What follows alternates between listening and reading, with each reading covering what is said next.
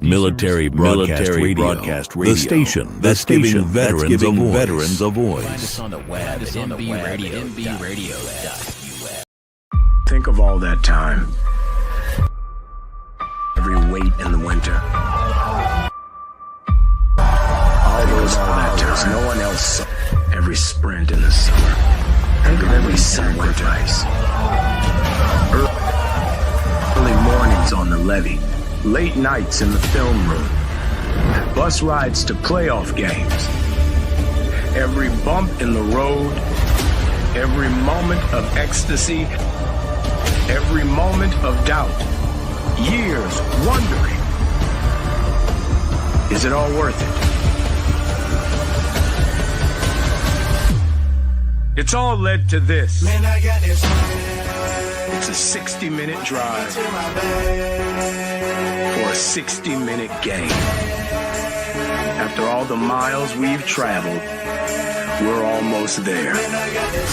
After all the hours we've worked, one more can make us legends. After all that time, this is our time.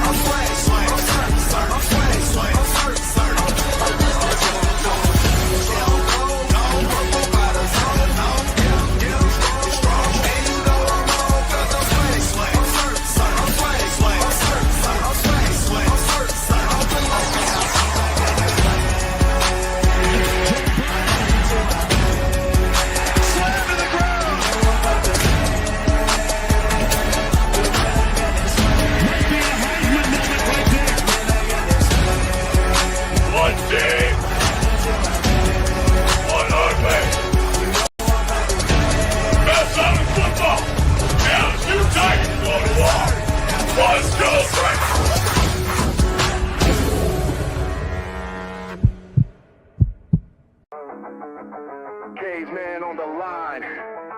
HG got the stats. No filters, no suits, just facts on blast. He seems like no nonsense guy. Like re-emphasize that for the Saints fans out there on TikTok. Caveman. What did you just say? The rebuild starts right now. Marshawn Lattimore's gone, so the defense, like we're not getting any better. To the left, got the edge and grind. We break it all Get it into down Smith. like What a pass! Got Daniel Smith with the game winner! Oh my goodness! And that is why you have Aaron Fry pass the ball in. We roar from the base to the backfield floor. No filters, no fake control. We run Real the year. plays, Like you have you have the best quarterback in the league, arguably, the best wide receiver in the league, and you've got the best edge rusher in terms of total sacks in the season. And you're 4-7, and your playoff chances are hanging on that. HG on deck, stats loaded and primed. Reading the field. Let's make it interesting. We're making it interesting. Come on. Give us the freaking one. Breaking down ball like a heat wave blade. Oh, let's go! Oh, no. Put him in there. Did not put him in there. We see through the hype. Call out the Warriors.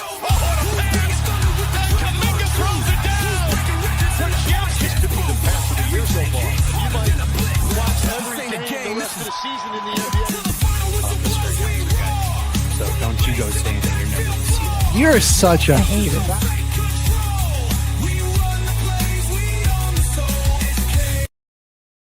The station where our veterans' voices are heard. MBR Talk.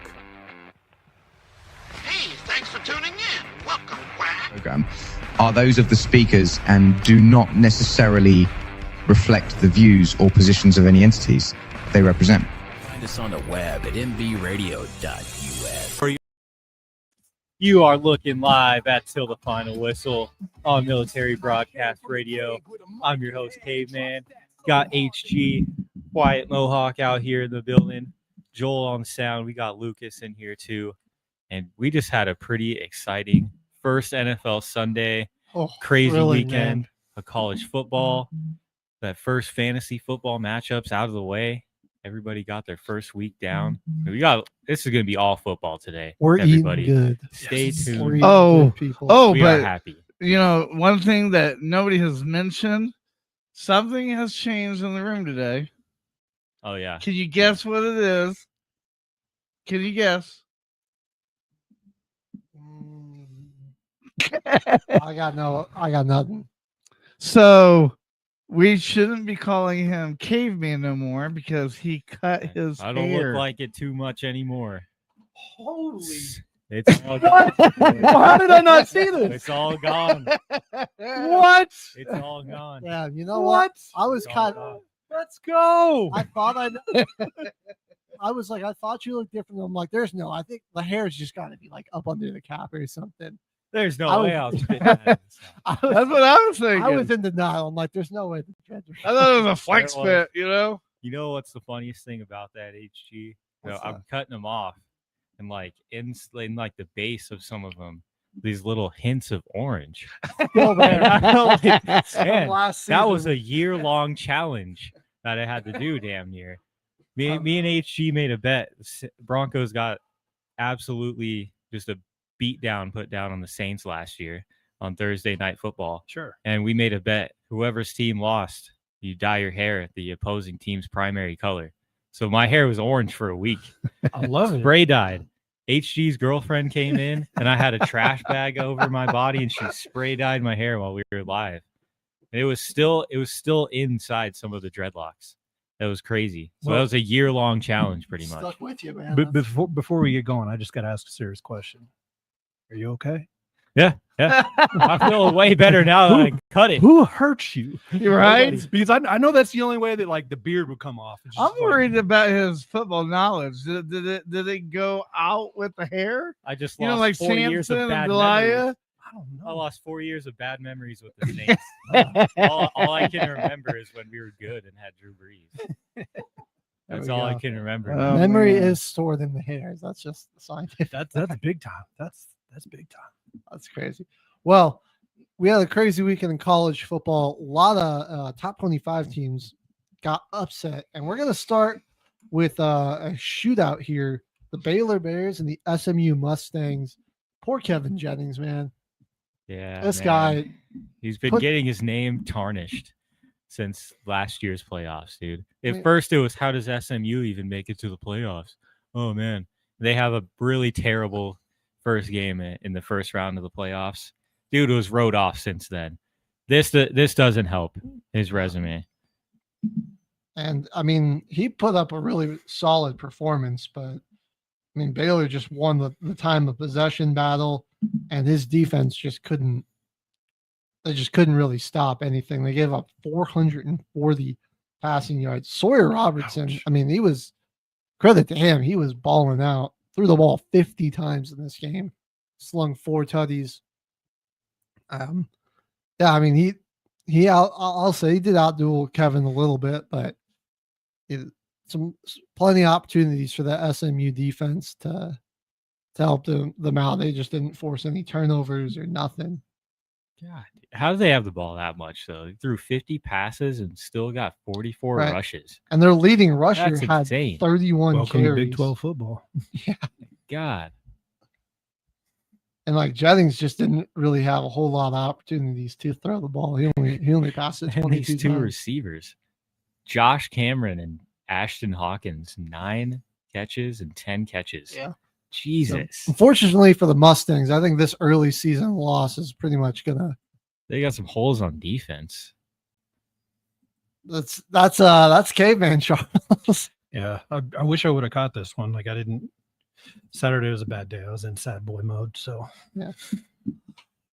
It was interesting for sure. And I think this will definitely take SMU out of the college Yeah, that football really- conversations. that That's really hurts. one team from last year that I just don't know if you can overcome this type of loss. Especially when you've got Clemson and Miami in that conference. So they're looking red hot right now. I don't know. Clemson I don't know. was like they were hurting against Troy. I was watching That that game Like I was down surprised. to I'd the say wire. red hot for Clemson, but Miami does. Clemson turned it on at the end. They're That my, game they're my was a little too preseason pick close. for the Natty. Like, but They started out slow, but give them credit. They really locked in there. I mean, they got down 16-0. They scored 27 unanswered. Yeah. And kind of closed it out. So not exactly like the type of game you would expect when they're going up against a school like Troy. But you know what? You kind of start out sluggish, but credit to them for getting locked in and, you know, taking care of business. Yeah, I was figuring ultimately. that would be more of a game like the game that busted my 5-game parlay. All 5 hit, and then I had Grambling plus 58.5 points, and they couldn't cover. Yeah, Like, you think 70-0. Thank you, Ryan Day. You are not my friend.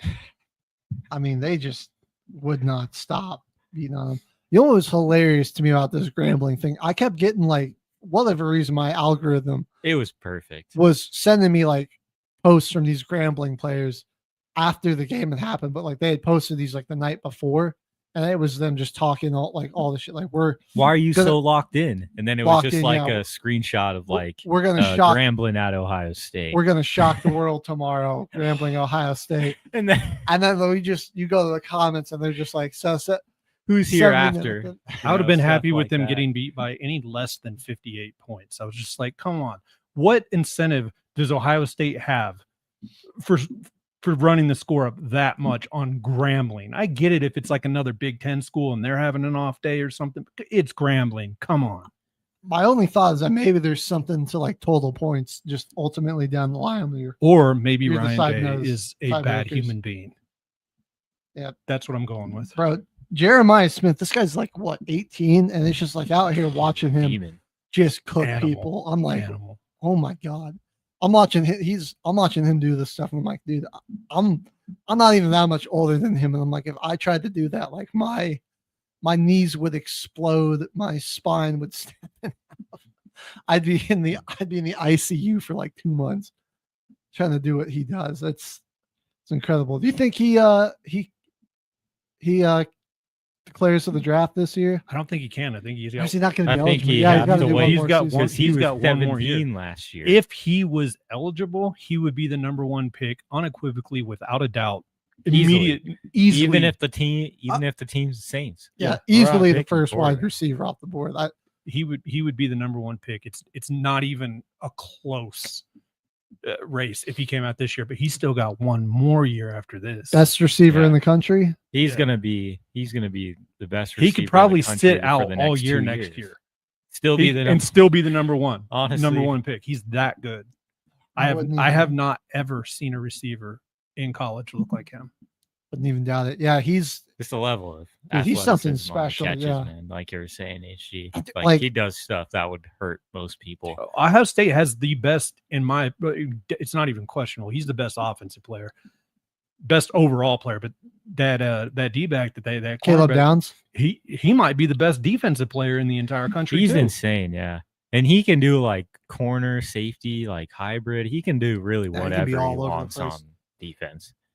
He's thought- pretty fun to watch. I mean, I thought Ohio State might seem a little sluggish to start the year just because they lost a ton of talent to the draft. And I mean, obviously, I knew they had a really good class and that they were going to be all right overall. But just, you know, that target on your back, being the national champions, and then losing all that talent. We saw that little bit of a slump with Michigan. I didn't think it'd be that bad for Ohio State, but I thought there might be some slump. But I mean, it just seems like they're picking right up. Yeah, well, Where they they busted. They left off. busted my 5-game parlay. I really needed that, so I am hoping that the Big Blue. I don't even really care about Big Ten football, but I hope Michigan romps them again this year. Yeah. Although it would be hilarious. They'll somehow find a way to lose to Michigan. I would just know laugh it. so hard. But Michigan's not even going to be all that great this year, I don't think. Penn State's where their problems are going to come. Oh yeah. Well, we got another big upset in the top 25. Arizona State. Might be time to pull that hype train back. I mean, this is Rough Mississippi weekend State- for the Big 12, man. It's Rough a- Yeah, a weekend. lot. of it. SEC school. But I mean, like they've been kind of the bottom feeders of the SEC for a while, but they balled out in this game.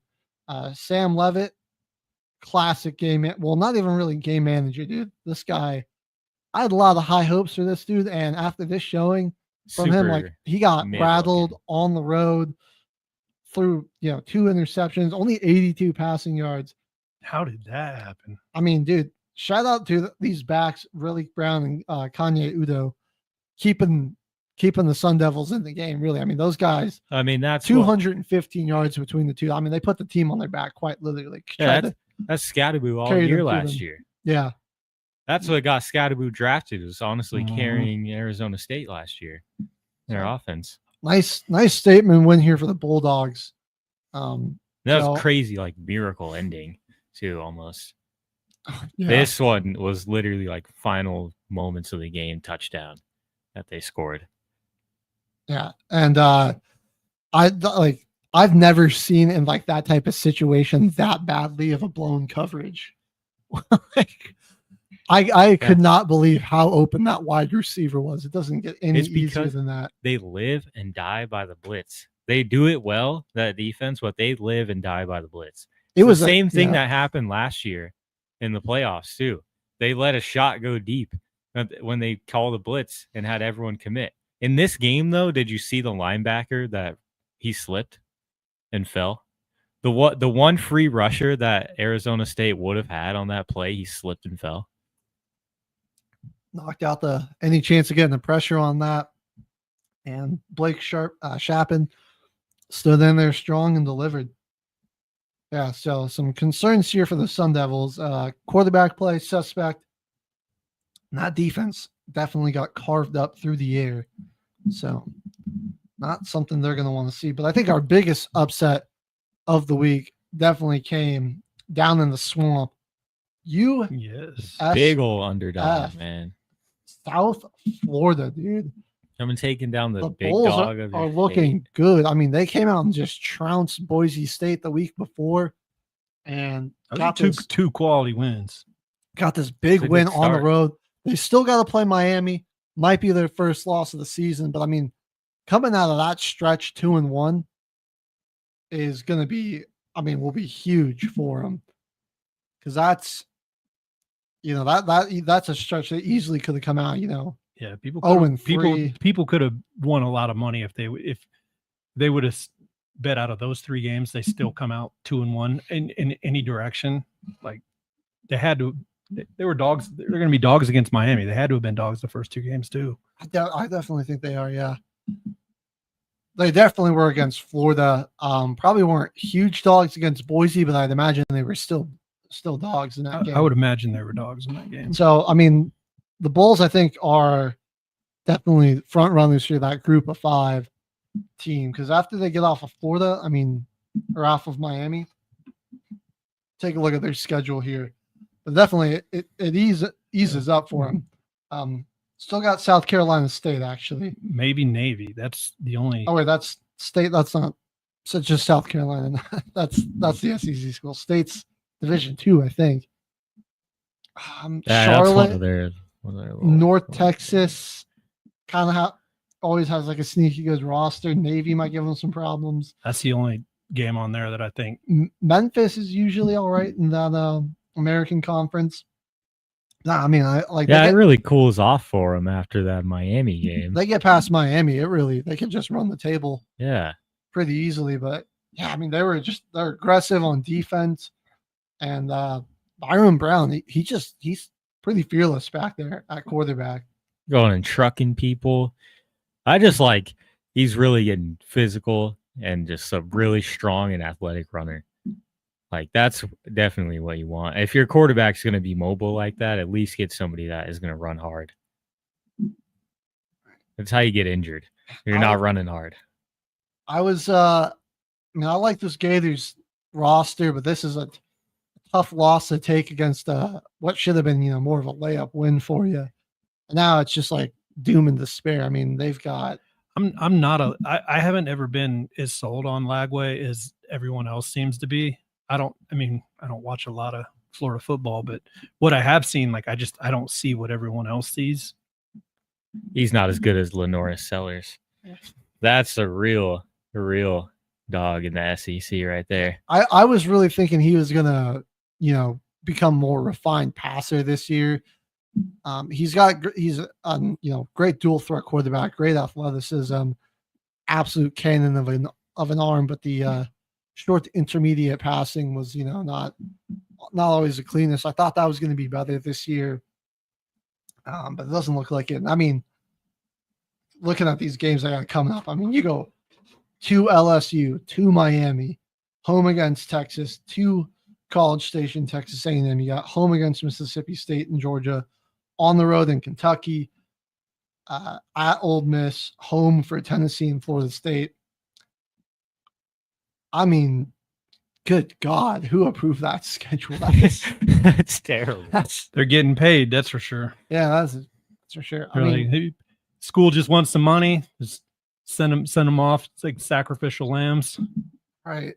I don't think any other SEC school has a schedule that brutal. If they were able to play a bit more of a normal schedule, I think they might have a chance to they might have had a chance, surprise some people, maybe go to the SEC championship, make the college football playoff, but that's just an absolute hell road to hell of a schedule. So I don't know. I'm not as sold on them as I am anymore. But I'm telling you guys, got to keep your eyes on South Carolina. Yeah. Got to keep your eyes on South Carolina. I still think Texas A&M could surprise some people too. True. They got a really good team. They're pretty sneaky. I like that. So South Carolina, Texas A&M, those might be our new sleeper picks out of the SEC. But we've been going for a minute, so we do got to go ahead and hit our first break here. When we come back, we got a big top 25 matchup between Oklahoma to break down. Plus, we're going to dive into everything that happened in fantasy football this week. So don't go anywhere. You're watching Till the Final Whistle here on Military Broadcast Radio.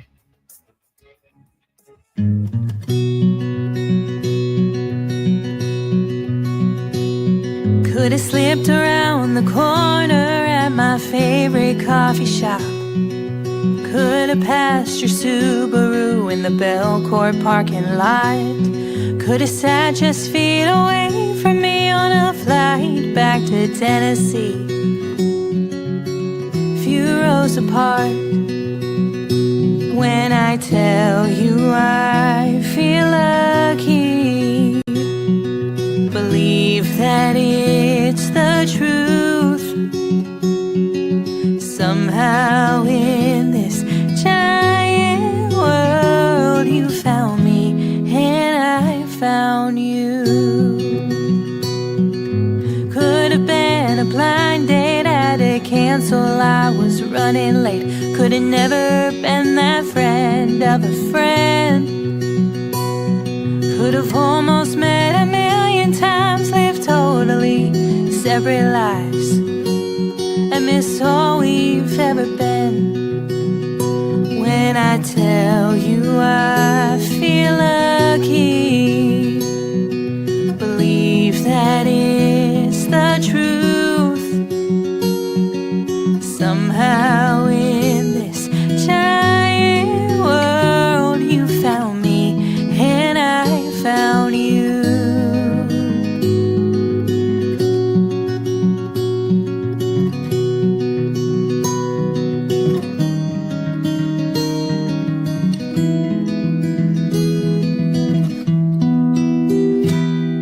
Could have never left the desert, had your California dream. Could have stayed back in the Midwest, you know I miss Missouri. Moved halfway across the country, now we're standing here today. I won't take for granted that our lives turned out this way. When I tell you I feel lucky, believe that it's the truth. Somehow in this giant world you found me and I found you. You found me and I found you. Penalty on YOU. Delay of game. 5 seconds before the show. But hey, thanks for watching. The station where our veterans' voices are heard.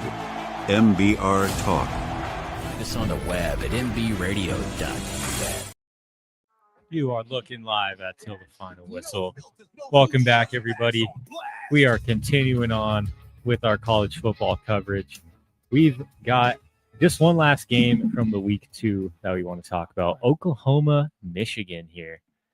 Oklahoma coming out with a statement win by Oklahoma. Yeah, a statement win. I mean, they really limited Bryce Underwood a huge amount.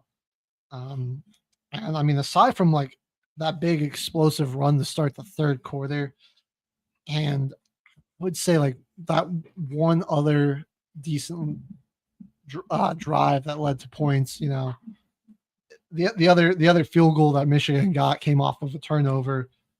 I mean, that defense was stifling. It was really one big play that even kept Michigan in this game. I mean, besides that defense, they were dominant up front. They were getting a lot of pressure. I mean, and then Underwood just looked uncomfortable, didn't know where to go with his reads. He was 9 of 24. It was a real statement win by Oklahoma, team that's hoping to make some noise here in the SEC. And they're going to. It's not surprising to me.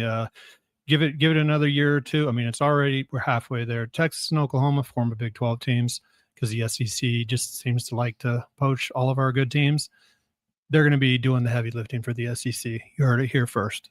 Oh yeah, this game right here kind of just proves that they're definitely ready to play that type of football. They're on the right track for sure. The NIL makes it one hell of a lot easier to get a pretty good roster now, man. You just got to give them a good paycheck, and you can get some nice Ferraris in your driveway. And some good oil money down in Oklahoma. They're going to be all right. Yeah. I will say maybe one thing to take away from this, you're going to need to find more of a running game outside of John Mather. He was pretty much their whole offense, 270 through the air, 74 on the ground, 3 total touchdowns for him today or for him on Saturday. Watch, I mean, if it ain't broke, if they can't stop it, don't stop going to it. But, coming later in the season, I think that might come to bite them if they can't establish more of a run with some of their backs. You don't want your quarterback getting teed off on all season too. 19 carries will work in some games, but that's not a formula you want to repeat. That's for sure. Unless you have Tim Tebow as your quarterback. Yeah, Tim Tebow was a running back. Or Cam Newton. Yeah, Tebow was a running back. Those two guys, man, freaking legendary college players. Yeah. I was like, man, Tebow, such an awesome guy to watch and great competitor, leader of troops out there. I mean, like everything you want in a quarterback. His only defect is that the forward pass was invented in 1912. Just so ugly, but I didn't care. He was so fun to watch. Dude, oh my God, he was electric. It's just too bad he couldn't develop that spiral a little bit because. No, what's too bad is they couldn't talk him into playing tight end because I think he would have been just fine. He got into it too late. Or fullback, man. Yeah, he got into those other skill positions too late in his career. He was about to play tight end for Jacksonville. But Mather, definitely not Tebow. Not as big. Don't want him taking those shots, but he's got a nice spiral and great ball carrier vision on those design quarterback runs. Oklahoma, love this win for them. I think that they'll make some noise, get themselves into a real quality bowl game this year. One of those ones around New Year's Day. A guy we missed though, Andrew Luck, another guy that could handle 19 carries and take some shots. Yeah, stays now the general manager. If he was on any other team other than the Indianapolis Colts, he'd still be playing today. Oh yeah, he would. Yeah, they ruined. They ruined him. Yeah, one of the most probably biggest what if story of recent NFL. Dude, that just destroyed me when you're fantasy too, because I was all in on the Colts that year. I went and I drafted. I had Luck. I had T.Y. Hilton. Eric Ebron. Was it Jonathan Taylor was the running back at the time, or who was it? They had Jonathan Taylor, but he was young. I think I had him as as my running back, dude. So I had a bunch. Isn't Jonathan Taylor still on the Colts? He is, yeah. He just wasn't Jonathan Taylor yet when Luck was there. He was young, yeah. Yeah. I was that definitely had to make some maneuvers on the fly that year. That was a little interesting. That's retired after the middle of the game, pretty much. Yeah. That's our recap for week 2 of college football.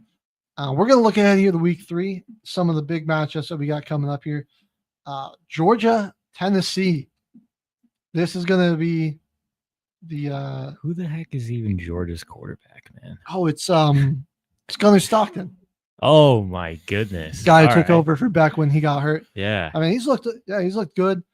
Georgia, not like the dominant win you would expect over Austin, PA. There was a weather delay, so I think by the time they got back out there, they're kind of like, let's just get this.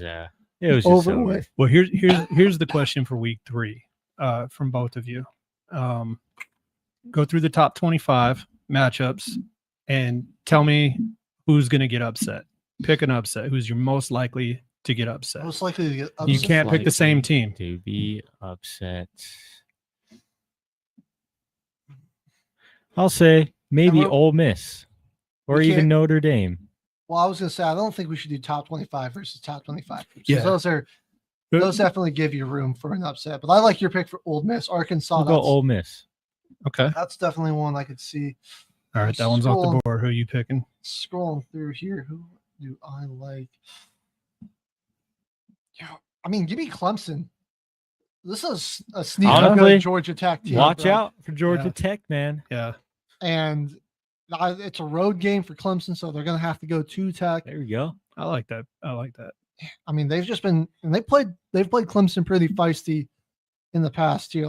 And I mean, don't forget, like last year, they took Georgia down to the wire in that like awesome 8 overtime game. That was insane. So, and a lot of that team, they retained a lot of that talent on that team. They looked pretty good to start the season. So it's another one that Clemson could drop, which I hate to say because I was so high on Clemson, but. And it'll be an early conference loss. That's why I went with Arkansas to upset because they're 2-0 already. They're playing pretty good already, and it's first conference game of the year. So, dude, Arkansas always takes down some mid-tier SEC team that's like a little further back in the 13 to 21 range of the top 25 rankings. Like every year, Arkansas knocks off one of those teams. So I'm gonna go Wisconsin over Bama. I was eyeing that one too. That's the one I'm thinking. Right. I mean, Bama looked pretty bad against Florida State. Oh, you crushed UNL Monroe, like whatever. that doesn't exactly, make me feel confident in your abilities there. They do have home field advantage for this one. That'll be the tough part for Wisconsin, but I mean, Wisconsin's got a good defense, and they just really play teams tough and try to just control the ball. And that was something that Bama did not do well when Florida State was playing that ball control offense against them. You are watching the Alabama Crimson Tide dynasty die in real time. It's close not your coming eye, back. Nick Saban. Yeah, look away. He got out. He knew it was coming too. He knew it was coming. That's why he got out. So he left right before it started to go down. It was the NIL. Like he's made it clear. He was like, I'm not coaching like this. like what? I can't be the only team that pays my players now. We're gonna have a fair fight. No, I'm out. I'm done. I'm out. He saw what was coming. Some other notable matchups. Keep your eye on. I mean, South Florida, Miami would be insane if South Florida pulls off this upset. I don't think. I think Miami's going to more than cover that 17.5. Miami's they're going to pound them by be 30. Be ready. That team looks good. Carson Beck looks really good there.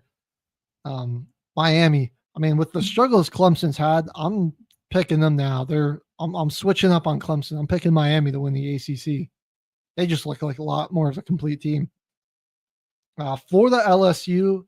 Can Florida shock some people in Death Valley? I actually don't know about that. If it was in Florida, if it was in the swamp, maybe. I don't see, like, that's got to be playing at LSU. That's one of the hardest places in the country to go in and play, and it's a night game, even harder. Yeah, no, good luck with that. And then we got Texas Notre Dame, classic rivalry here. This time, Notre Dame will be hosting 8 versus 16. Okay. I could see Vandy giving. I know you said watch out for South Carolina, but Oh, Vandy's sneaky though, man. They Vandy's showed us sneaky. last year. You don't play around with them, dude. That's one. If South Carolina goes in and doesn't just start playing at full strength early, they might lose. Yep. So we're going to be here to break that down for you next Tuesday, on the return of Football Frenzy. So make sure you're there for that. That's right. But we got to get over to some fantasy football now. And I mean, let's The just jump Cavemen are a 1-0, baby. Let's just jump into the MVR fantasy league. AJ Brown. What the heck, man? AJ Brown is about to end up on Team Bro next. One catch. Well, what he put up 1.8 points. You just need to So- straight up T. Higgins. You can have him. You know, if I just picked AJ Brown so early in the draft, though, it's like, man, T. Higgins and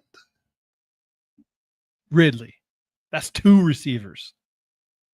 maybe. He's considering it. Maybe. Now I might just have to keep AJ Brown until my boy Jordan Addison. Yeah.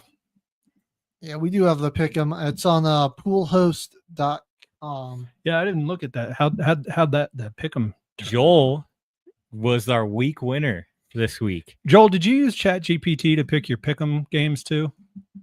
No. Are you sure? No, I just used it to pick my fantasy football. And I lost. So, yeah. You got 26 Yeah. So points H after was the end of the week. 13-3. So he was our number one team this week. And then there was Jimmy Covers 12-4, and then we had a four-way tie for third place with Bjornick, me, Lucas, and Mohawk all going 11-5.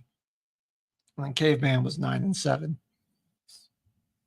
Midweek. Got some work to do. Midweek. Somebody's got to buy a 12-pack. Somebody's got to buy a 12-pack. That's already what I do. look behind you on the step stool. To answer, we'll get a link for you, Kyle, so you can come back and defend your throne. We're also, or you can try to search us up on poolhost.com. It's just till the final whistle. Hey man, that was a rough week and pick 'em. Yeah. I gotta get my trash talking in here since I can't really do it in the fantasy league. Not yet. Well, It's fantasy. stick around It's to the end of the only show. one We'll have our game. week 2 picks coming up at the very end there. We're gonna jump back to fantasy here, recap some of these matchups. So I got team of the week. There we Thanks go. to Josh Allen and Derrick Henry. Those guys just absolutely balled out in that masterclass of a game. Lucas, I mean, not a bad week for me, bro. I'll give you that, but it was just, you just ran into the team of the week. What are you gonna do? It was. I got it, lucky. it was a week. I don't know. It's some weak options, but you had an overwhelming lineup there. If you want to talk about a lineup of despair, hot takes Murph man, dude. Tony Pollard, 7 points. And then he got 9 from Brian Thomas. Xavier Worthy gave him 0. The Lions defense gave him 2. And Joe Burrow gave him 8 points. And the final score was 125-91. Bro, when you're Well, he honestly still could have beat me. If those 3 guys just had a normal game, that would have been a lot closer than it should have been. when your kicker is your second highest scoring player Yeah. for the week, you've had There's that. 15 points from Cam rough Little, one. and that's the second highest score. Yeah, that's absolutely brutal. That was lucky week for Lucas, Caveman. since we're playing in week 2, I think we need a little side bet here. Yeah. What do you say? Like, just let's bet some push-ups or something. Oh, I mean, Case of soda. I'm down for some push-ups. Push-ups or I don't drink soda though. Oh, what do you drink? Water, coffee, Then tea. bring in water. What do you think? You think push-ups sounds good? Yeah. I know what you could bring in. What? Pringles. Pringles. I Pringles. can't eat those either, man. Well, yeah, Hulk nut or something. No, I'm just fat. and You're not fat. I'm fat and I'm single. I You gotta might be- fix both of these problems. You might be one fixes the other. PHAT fat, but you're not fat. All right. So how about 50? 50 push-ups. 50 50 push-ups. All right, you guys all heard it here. And the 50, I'll tell you right now, I can't do 50 in one setting right now. But as long as they're done, in one session with us in here. All right, 50 push-ups. All right, cool. I'm down for that. Yeah. Yeah. Sounds good. Let me ask you guys this. Who are you all targeting, or who's some players to watch on the waivers this week? He can't freaking catch in the end zone, but maybe Jawan Johnson. Danny Dimes. Yeah, I mean, Oh, Daniel went Jones. ham, dude. Aaron Rodgers, another quarterback. I don't think that's sustainable for him, but Gino was spinning it too, man. I know you're not gonna like this, but I would probably say Bo Nix because you know that there's some people that Harold got Fanning. really frustrated with Bo Nix that first game. I guarantee you they'll let him go thinking, this kid's just not ready. And it's just the first game. You know, he's just got to warm up and stuff. Oh, absolutely. I am still a believer, and he will not leave my roster. Right. But I guarantee you there's some people that have released him. Oh, for sure. If Javonte is out there somehow, and I would try to target him. Dylan Sampson, too. The Browns were using him a lot and targeting him out of the backfield a lot. So, I mean, great receiving upside there. This one, he's probably on a lot of rosters, but they can make a play for Travis Etienne. He looked explosive. really like good. He actually had a good game. He looked dude. like faster, like more explosive than he has. Dude, like Liam Cohen might do wonders for him there in that running game. I mean, that Jags O-line, which I don't even think got that much better, looked like a completely different unit. I mean, Lawrence had plenty of time for most of that game. And yeah, they were just winning so much. the Prince is going to have a good year this year. Granted, it was against the Panthers. I'll say that, but yeah, I mean, that looked like a really good sign. You know, maybe if you're looking at tight ends, I like Kyle's Harold Fannin Jr. from the Cleveland Browns. He got utilized a lot in week 1. Another tight end, maybe even Jonnu Smith. I think Ferguson's going to be Jake Ferguson. I think he's going to. He's going to have a few weeks in there where he definitely goes crazy. If you just need a tight end to get you some decent points in the week, got us for sure snag up Jake Ferguson if he's available. Calvin Austin and or Cedric Tillman, I think, could be some interesting, flex options for you there at wide receiver. The Browns honestly didn't like Flacco looked pretty good. I mean, some, tipped passes that got intercepted. I can't even really put that on him. Like his receivers got some stone hands there at the end of the game, which kind of cost him. But I think Tillman Judy didn't look all too impressive. So I think Tillman's going to still have a fair work of the target load there in Cleveland, somebody to target. One more thing just before your streaming defenses. I think my top 3 defenses to stream this week. True. That's a good point. The San Francisco 49ers. They got the Saints. Favorable matchup there. Yeah, Fred Warner. I mean, that's favorable. Right. Saints O-line did not look that great. So I think Nick Bosa, bad O-line, black quarterback, Nick Bosa. It's just recipe for disaster. Right. And like Winters, looking like Bowman of old. I think it's great. It's a great team. I also like the Rams against the Titans. That offensive line for the Titans was getting just demolished by the Broncos. Cam Ward was under duress. Rams, pretty comparable pass rush to what the Broncos have. I think they'll have, pretty similar pressure production this week. And then I really like the Patriots against the Dolphins. The Dolphins, easy. Okay, man, the Dolphins may actually be the worst team in the league this year. So you got that going for the Saints. Dude, I'm pissed. The power rankings came out and we're still last. We played better than so many teams. Yeah. The Dolphins look absolutely awful. That offensive line is atrocious. They can't run the ball. Tua is just like the turnovers were a huge problem, and he just was inaccurate. did not look comfortable back there. Yeah. There's no way they got to be ranked higher than us. I'm We're hoping still for last. Tyreek to run wild. I mean, just get him the ball somehow, some way. I don't know. He's gonna make too much noise not to be getting the ball like that. Like 30 million. Right. They're gonna be throwing him the ball. But I was gonna ask you because I didn't look into it too much. How bad's Kittle's injury? He's gonna probably miss multiple weeks. Oh, Yeah, really? they're saying like 4 or 5 weeks. So is it Tongues is the official backup there for Yeah, Kittle? I mean, it's looking that way. Yeah. So I definitely target him if you need a tight end. Yeah. Man, that stinks for the 49ers and Purdy.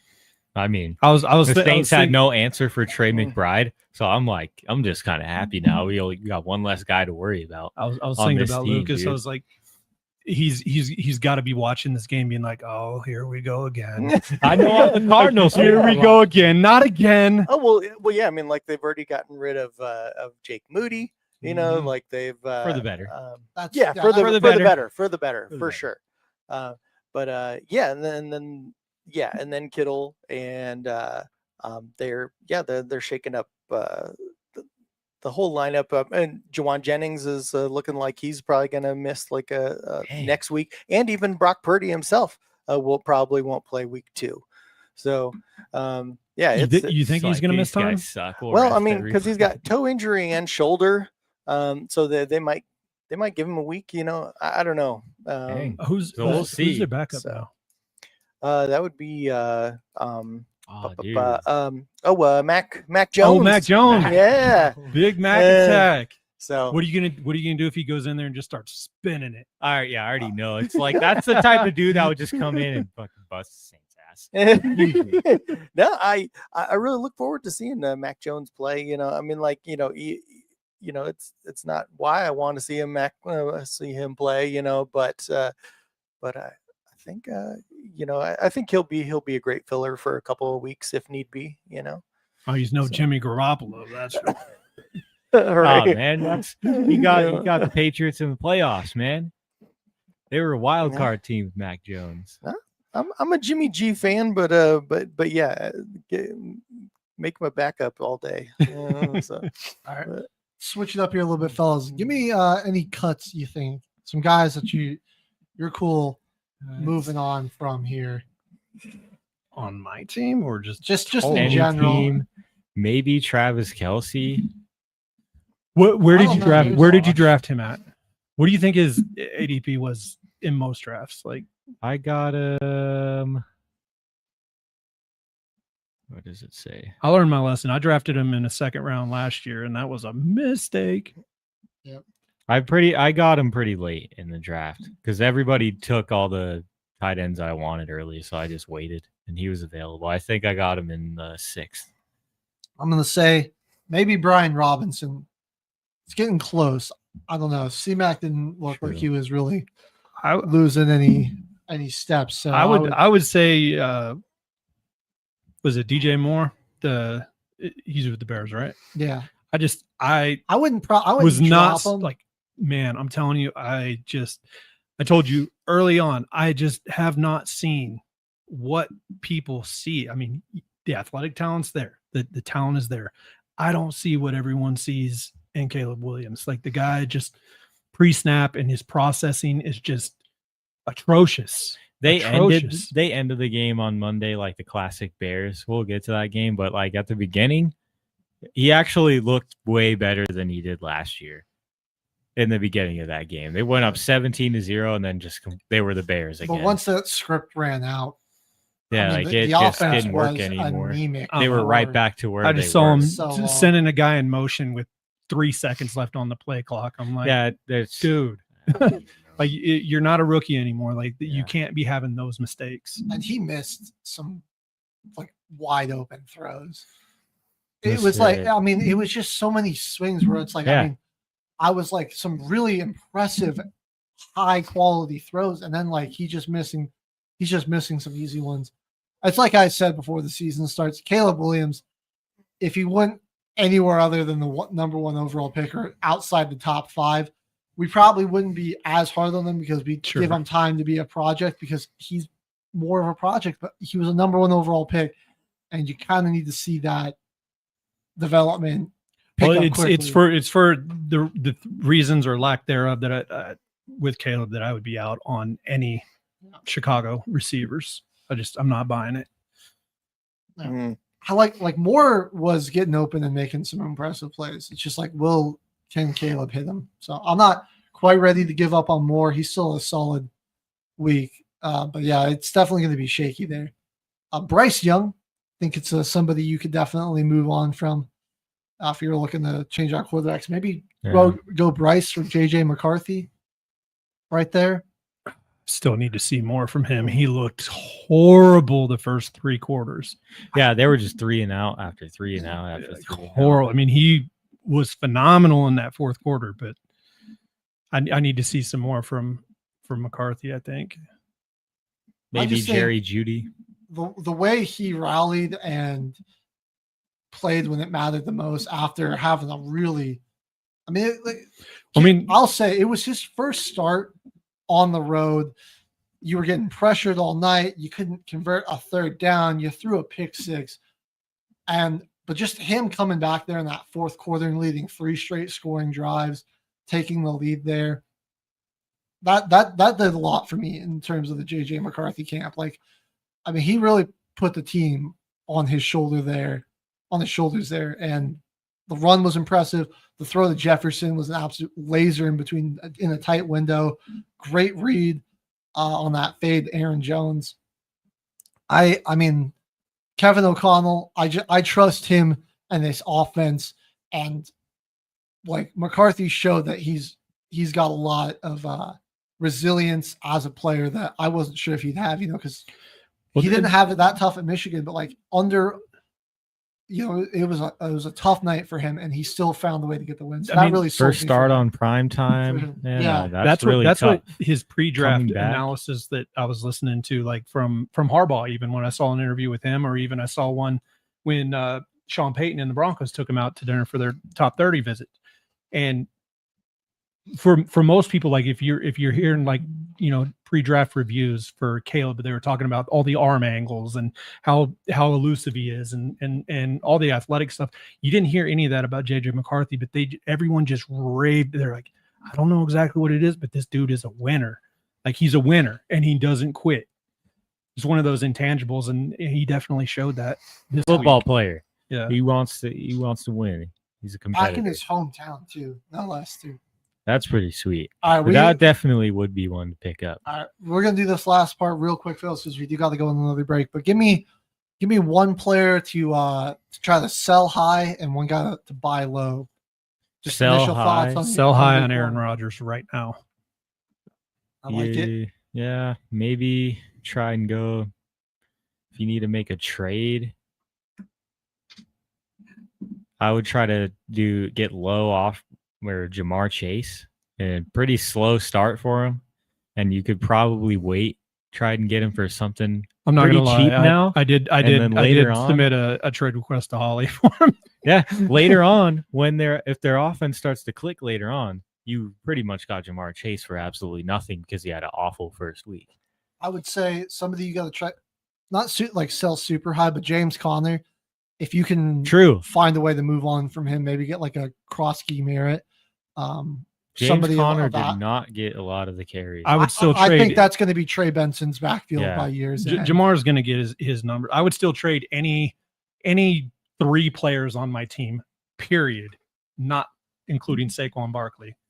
I mean, I'd trade Saquon straight up for him, but I would trade any 3 players on my team that's not Saquon straight up for Jamar. That's how. Yeah, I still believe he's going to get his numbers. Yeah, no, the Bengals are always bad week 1, and then Burrow for some reason just never plays well against the Browns. They're usually bad for the first few weeks. I picked the Bengals to lose to the Browns because Burrow has a horrible record against them. The Bengals are always terrible and sloppy to start the season, but then they get it going, and Chase will. How long do you think it's going to be before Jackson Dart starting? You think the Russ experiment's already over in New York? He looked like the worst quarterback in that. Week 4. He looked really bad in week 1. So we'll get into that and more coming up here after we head to our second break. We got NFL Week 1 to cover here on Till the Final Whistle, presented by Military Broadcast Radio. Let's go.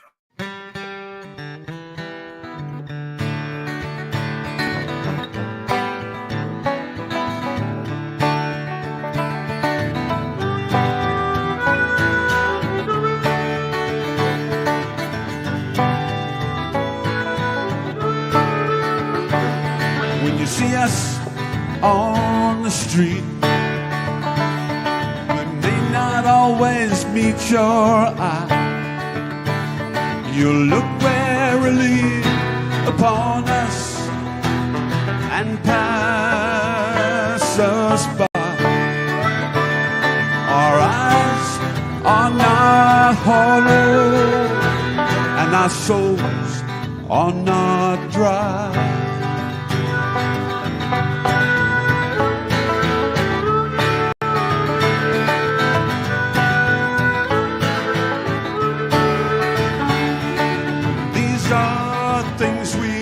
Carry that sometimes weigh us down, a burden we all shoulder from a time we would rather leave behind, a dream gone suddenly bad, and a peace that has gone blind.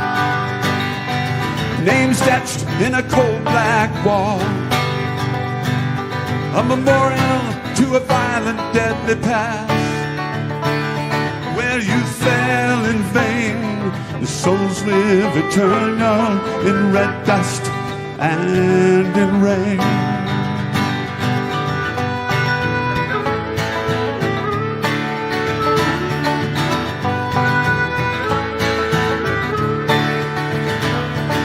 Things we must carry that often weigh us down, a burden we all shoulder from a time we would rather leave behind, a dream gone suddenly bad, and a peace has gone blind.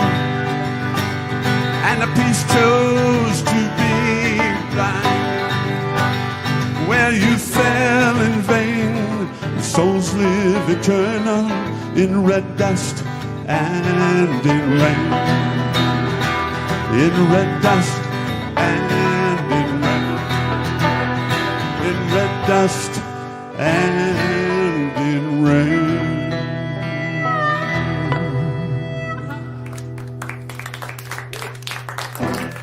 Thank you. The station where our veterans' voices are heard, MBR Talk. Hey, thanks for tuning in. Welcome, Quack. Program are those of the speakers and do not necessarily reflect the views or positions of any entities they represent. The web at mbradio.com. You are looking live at Till the Final Whistle. I know we were just getting off of fantasy football, but Jimmy, what the heck is this trade, man? You trying to get me to send you Isaiah Likely for Cam Scatterboot? Cam Scatterboot for Isaiah Likely? I don't know. Like, that's just a football player name. That's the football player name. Yeah. He's got some aura to him. I did one of the most impressive to make it his backfield too. One of the most impressive 2 carries for -3 yards performances I've ever seen. He might have a chance, man. He ran over his own offensive lineman in this one, man. No, I'm keeping Isaiah Likely stashed, and then later on, he's going to be my starter. Dude. I can't trade away Likely, man. I'm sorry, Jimmy. I'm sorry. Yeah, because he's going to trade him to me for Kyle Pitts. Yeah. He loves Kyle Pitts. We're going to follow up on the question. As commissioner, I can't let that happen. Mohawk asked, which, how long does Russell Wilson last? I don't think he can get past week 4. I mean, unless we see him looking like that, do you think he makes it all? I mean, their first 4 games are tough, and it does lighten up a little bit for them. Not really. They have the most difficult schedule. I would really like to see Russ play when we play him, though. There's no way he makes it that late. I don't really like to see that. I'd say he makes it to the Saints game and he plays so bad against the Saints that it is just that's it. That's the final straw. So do you think that this game was more of a let the caveman for you after the show, Kyle? Do you think the Giants God, I'm still not used to calling them the Commanders. I hate it. Do you think this was more looking good for Washington, or that New York is just that bad? I think New York's that bad because they didn't really look all that great. Scary Terry had 2 catches. It was all Debo, really, in this one. Yeah, I was kind of surprised that Debo really feasted the way he did. Had that rushing touchdown. It was sick to see Bill Krosky-Merritt get the rushing touchdown and be the lead back there. I think this was a combination of, the Giants being just that bad and maybe the Commanders still figuring some things out on offense, but they had the luxury of just playing a terrible team to where it looked pretty good on paper. Because I don't think that defense is really that good. But once it's a little bit of a slower start on offense, but once it gets clicking, it's going to be pretty fun to watch again. So I like that. But yeah, I mean, they couldn't run the football. Like as a Malik Neighbors fantasy owner, like, please get Russ out of there, dude. Like he just 17 for 37. Oh, that's brutal. I mean, this is not bad. That's brutal. That oh man. This is not a very good QBR Commanders. 25. Whew. This is not a good Commanders pass rush. And like he was getting pressured way too often, and if old Danny they didn't get Dimes sacked a ton, but he threw the ball away a lot. Yeah, the pressure was all they really needed. They didn't need to sack him. Yeah. The only thing I could say that looks good for the Giants is that, again, if they're playing a team, if they could score a touchdown, they could have probably won this game just by getting sacks. They got some guys on the defensive line that can wreck some games for that you. That is a super hot take. If they could score points, more points than the other team, yeah, like if they could have won. If they could score a touchdown and put some pressure on offense and then get a sack, then that would actually help them win a game. I think So they couldn't even get more than 6. The lone bright spots, Brian Burns, 2 sacks. You like to see that. And then Bobby Okereke was all over the field. That guy's such a beast. 16 tackles. I mean, with how often the Giants defense might be on the field, he might run away with the total tackles this season. Abdul Carter had half. Did he have half a sack? Was that him? Yeah. Yeah, he did get a half a sack. Okay. Kayvon Thibodeau. If this team scored one more you see touchdown, him get it'd be like closer. He's still my pick for rookie of the year, I think. Abdul Carter got like an unblocked pressure on Jaden Daniels, and he like ran up to him like he was hitting a closeout on a 3-point shot. He was going like this, like hand up in the air like this. I'm like, bro, what are you doing? Like, go lay him out. That was wacky, but and then they got their rookie offensive lineman running routes in the red zone, and Russ just can't even manage to make that throw. Throws it out the back of the end zone, and they settle for a field goal on that drive. And they were on like the 3-yard line too, and they had to kick a field goal. Just a disgusting performance by the Giants, and that's exactly the Russell Westbrook that Steelers and Broncos fans were accustomed to the past. The Washington Commanders defense is like a 37U team. Mm-hmm. It is just a mix of old guys that are way past their prime, but still getting it done. And this game makes them look like the greats again that they once were. We had a flashback to last Thursday night, guys. Season opener was looking to be an all-time classic. Shootout, though. The weather delay kind of threw it off. Yeah, I mean, wasn't that just super convenient? I am. I'm big on conspiracy theories. I am not gonna lie about that. But like, was it not just like super convenient that right when they messed up the whole rhythm of the game? Yeah, not a fan. There were a lot of weather delays this weekend. There were 3. I was out of the game that got weather delayed, only very briefly. So thank goodness for that. This game screwed me up at going into work that night because I had to take over all the NBC stations. No, he's going back. Oh my god! Follow it. Yeah, they were down. Oh my god!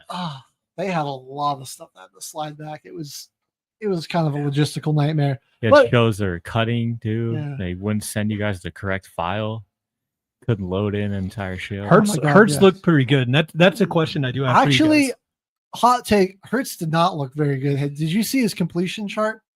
Only one pass, like beyond 5 yards. He was not throwing a lot of it. 19 for 23. I'll take a 90% Yeah. completion rate. Taking what the defense gives him. Yeah. That's a good point. He does what the team needs him to do. That's what makes him good. And That's why I think that's he's the valuable. that's the question I was going to ask you guys, because there's so much controversy over it. Name me your top 6 quarterbacks in the league in order. Top 6 in order. I would go Josh Allen, Lamar, and these guys could be interchangeable based on the week, but Josh Allen, Lamar Jackson. I'm going to go Patrick Mahomes, Joe Burrow, Justin Herbert. Oh, really? I got Herbert's Jalen. top 5, bro. I agree with your 4. I'm going Jalen and then J Herb at 6. Who would be You my put 6? Jalen Hurts or Yes. Okay. Yes. At Doing 5? exactly what the team needs you to do and Yeah. winning football And games who- is exactly what I want on my team any day of the week. I almost want to That's top say 5 I to almost me. want to say Jaden Daniels, but I'm probably going to go Jordan Love. I think Jordan Love's just a little bit more. Okay. Hurts is not in my top 5. I'm sorry. Like, I think he definitely has the arm talent when needed as well. he is honestly not a super refined passer. The Eagles had a ton of issues and just straight up drop back passing last year. They had to do a lot of play action, a lot of getting Hurts mobile and on the move. He's great using his legs. I don't think he reads the defense super well. He's just like, he does exactly what the team needs on this really good roster to get the job done for them. But would you rather have Jalen Hurts or Brock Purdy? I mean, what roster do I have? You know, like what's Either one, Niners or the Eagles. Either one, I'm gonna go. Let me with ask you Jalen this Hurts. question: if Brock Purdy's on the Eagles last year, do they win the Super Bowl? Well, yeah, I because think- they had Saquon Barkley. I honestly think they still will. I think Purdy's probably a better passer than Hurts is too. Like I said, I don't like he's won a Super Bowl, and I don't want to give him any disrespect, but it's just these like you see the passing charts, the Mhm. issues in like the straight drop back passing. And it's like That's fair. when you That's gotta fair. like just as a quarterback take a 3-step drop, make a read. He doesn't impress me too much in that area. And I don't think if you didn't have like an all-star roster, would the Eagles be good still? Yeah, but would they be, Super Bowl contenders? Based on your list, though, this would be a better one. Would you, with the Eagles roster last year, would you rather have Jalen Hurts or Justin Herbert? Oh, Herbert by a mile. Really? By a mile. Really? Are you kidding? He's Herbert is 6'6". insane. He's got a cannon for an arm. He's People pretty good. You don't think there's Yeah. value in how much they have to respect Jalen's ability to run? And I don't know. Herbert If the expects- tush push works with anyone but him. You gotta. Herbert can run just as well as Jalen Hurts. I'm gonna be honest. I The don't know about the that. Saints ran the tush push with Spencer Rattler. Dude's built like me. We got a illegal formation, but we got the first down with Spencer Rattler. And I mean, that dude is a tank. He's like built in a freaking lab like Captain Dude. America. Dude got out of the time chamber and he was You all are buffed. forgetting how much of an athletic specimen Herbert is. He is 6'6". Oh no, like I agreed. I agree. You got to But he respect can- his running ability Did you not just as see much him as Jalen. I on believe, Friday in night, my- dude, he was killing the Chiefs with his legs, and he Oh, yeah. got the first. That was hands down the best game that Herbert's played in his entire life. That's not any smoke. That's not a diss. It's not a backhanded compliment. It was the greatest game of his life. It was a pretty big moment for him. They have and the talent is is there. This is also me trying to talk myself into, because I have undervalued Jalen Hurts the entire time he's been in the league. It's just one of those, just like, how much does he have to show you? Like, what does he have to do? He's played phenomenal in both Super Bowls that he was in. He won one of them, won a Super Bowl MVP. I mean, what are they on? Like a 13 game winning streak at this point? Like what does he have to show us? That's why when he's outside of the top 10, I think that is just crazy to me. Like, it's fair to say that if you don't have him in your top 5, 10. I'd probably have him at 10 though, if I'm going to be honest. Yeah, like that's fair if he's not in your top 5. But I think it's just crazy that he's not even at like as regarded as a top 10 quarterback. He's the best. He's an elite game manager level type QB where I'm just like, you look at like what guys like Mahomes and Allen and Jackson do with not nearly the roster capabilities, and their numbers far exceed his, and they're far more efficient passing the football and especially passing the ball down the field. I just don't. I think like Herbert, same with Herbert, with Burrow, guys like Jaden Daniels, like even like Purdy and Dak, like are just more efficient throwing the football down the field, and that's what I look for a lot. So I'm just trying to clarify so I have understanding. Let's say you're fourth quarter, you're down 3, 2 minutes left, you got the ball, one game, one drive. Does that change your top 5 or 6? No, not at all. Really? Not really right now, no. Where would you have Stafford at? Stafford? See, who was my 6th again? That was said probably Jaden Daniels. Stafford's probably 8 for me. Still top 10. Definitely in the top 10. Out of all the guys in the league right now, definitely. I'll agree with you guys as top 4, but in that particular circumstance. Jaden, I said Jordan Love would be. Oh, Jordan Love, that's right. My 6. Jaden's probably 7 for me. Stafford 8. I go Baker 9, Jalen 10. Telling you, I told you before the season, Bake Show is going to make some noise in that MVP race this year. He's going to make some noise. He was electric at leading that comeback drive, didn't it? He threw an absolute missile over the middle to Ibuka, man, and like he's going to make himself some money this year. That was pretty good coverage, and I mean, he's going to get paid. Perfect placement. Just let your receiver go up and get it. I mean, that was a dot by Baker. So, did the Chiefs-Chargers game change either of you guys' opinion about how the AFC West plays out this year? Only because I think I didn't really have a definite answer. I think all 4 teams could make the playoffs just because their coach. Yeah, and all four of the teams can be good just because of their coach. Well, yeah, but only one team can be great because only one team has Bo Nix. So, well, I mean, speaking of coaches, I mean, so this is Harbaugh's second year, with the Chargers, and he certainly saw something in Herbert, and so I think that we can't discount just the coaches here, in that I think that it was a statement that for Harbaugh, in week 1. Well, everywhere Harbaugh's been, year 2 is where he pops. Whether it's Stanford, Michigan, when he was with the Niners, it's always year 2 is when he pops and goes big. So I mean, and I think that quite honestly, it's going to be one of the big reasons like why Herbert, is the quarterback that he is because of Harbaugh. But I think he'll finally have good coaching. Sure, dude. Yeah, he had. I'm sorry, Brandon Staley was trash. Is a war criminal. Brandon Staley. Some was of these trash. decisions, dude, he's made as a coach, and he's supposed to be this defensive guru. And then, like, how many times the Chargers defense is just choked away games, a game away. Yeah, for Herbert, man. I've just seen Herbert play phenomenal games, and then some like dumb call by Staley or the defense just chokes away a big play, and it's like it's hard for me to put the loss on him because he plays really well, doesn't turn the ball over, throws for a bunch of yards, bunch of touchdowns, makes some plays with his legs. I think like you finally have a real competent head coach. The defense is going to be well coached as well. I don't know if they're as talented as maybe some of the past Chargers defense, but they're well coached.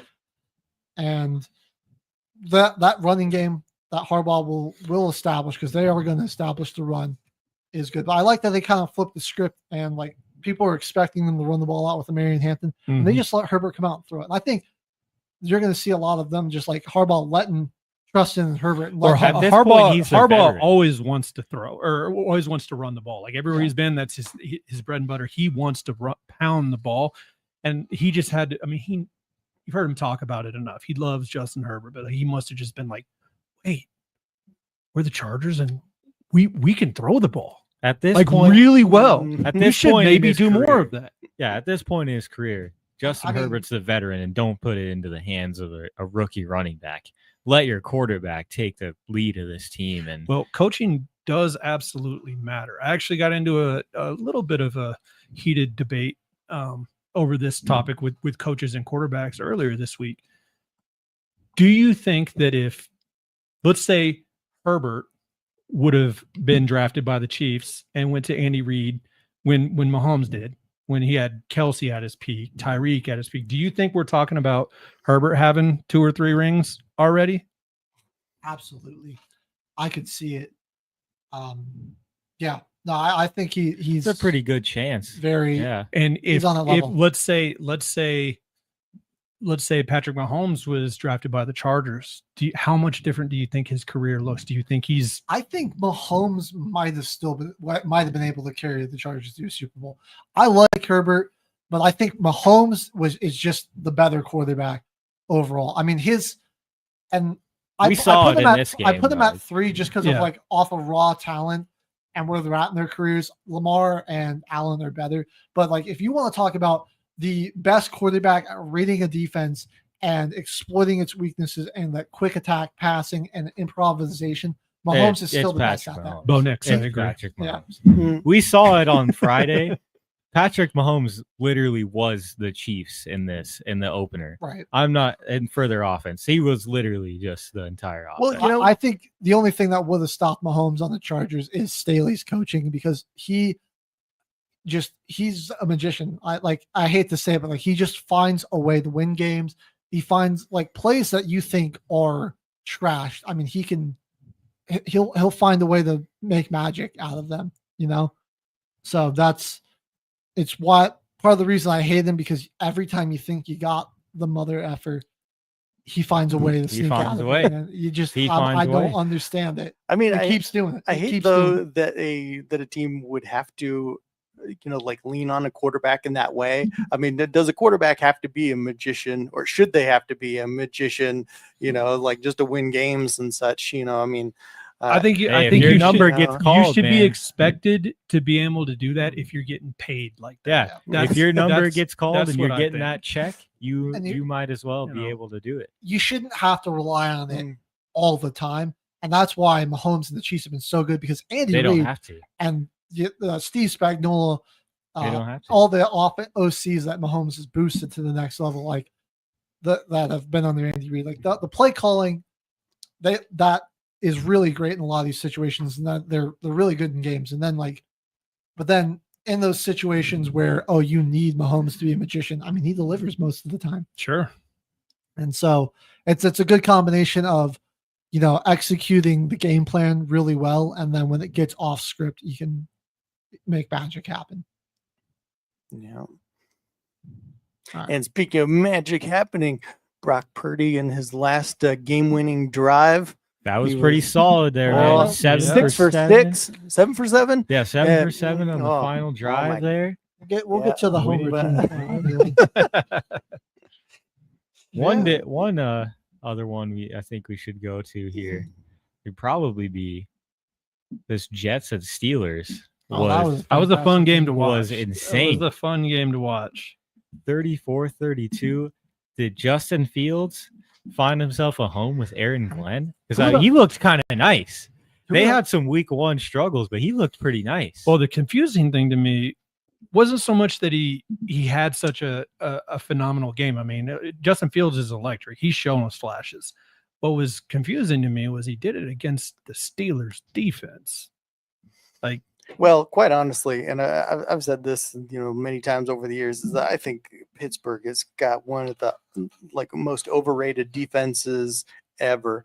It's like every single time, regardless of who they got, you're just putting, Pittsburgh Steelers as a top 5 defense every year just Right. because they're the Steelers. Come on now. You know who the best rookie of week 1 was? They were in this game. It's Armand Membu. He allowed 0 pressures in this, and he was blocking TJ Watt, dude. he clamped up TJ Watt. Man, takes me back to when Joe Alt locked down Max Crosby week 1. Like, I mean, that Alt looks elite. So, Membu, man. But was he a rookie like RJ Harvey who had a 50-yard run? Yeah. No, I didn't see him running for 50 yards. So it's an offense. You gotta show the boys in the trenches some loves. And I mean, they deserve it the most. I mean, you're going up against a premier pass rusher there as in your first ever start, and you shut him down. I mean, that's you got to put some respect. I don't remember what you guys' preseason picks were for playoffs, but like, do you think the Steelers make the playoffs this year? Man, I feel like they'll find a way somehow. I don't. No, just from the past few seasons where they just go 10-7, make the playoffs after going on a really bad with some skid atrocious quarterback play. Yeah, they'll just have a terrible year, somehow make the playoffs. And kind of looks like it's going to be the inverse, where the defense is not going to be that good, but the offense will be a little better. Carry the That's load. why I was saying I think you should sell high on Aaron Rodgers if he's on your team right now, because it'll come crashing. This is not going to be sustainable. And the Steelers defense, while they may not be the number 1 defense in the league, like I genuinely do think with all the talent they have and all the money that's being spent, I do think that they're going to be a tough defense to deal with. The running game, as much as it pains me, that's what's going to be tough for them. I cannot believe Caleb Johnson, like he hardly got any carries. He got 1, and they didn't throw it to him or anything like that. I was a little shocked about that. They were going all Jaylen Warren. Yeah, I don't know. Rodgers new extension, man. They just the pettiness of wanting to beat the Jets really came out and empowered him there. Let me throw 30 passes, guys. I got this. But I think that him and DK connection is going to be pretty sick. He had some moments there where he was just trying to step up in the pocket to like make a better throw and like try to use some mobility, and he would get sacked. And it's like, man, it's just not the same. Aaron Rodgers, like MVP Aaron Rodgers was stepped up in the pocket and just delivered one across the middle to Randall Cobb or Jordy Nelson. 4 touchdown games since 2021. Yeah, that was crazy. Jimmy would be losing his mind in the studio right now. There would be like 30 minutes of the show just on this game right here. All right. Well, we're going to have a breakdown of some of our Homer teams games when we come back. Plus, we got to dive into Bills, Ravens, and get into our week 2 pick'em. So don't go anywhere.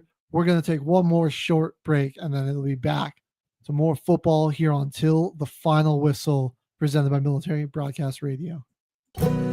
We interrupt regular programming to bring you the special report.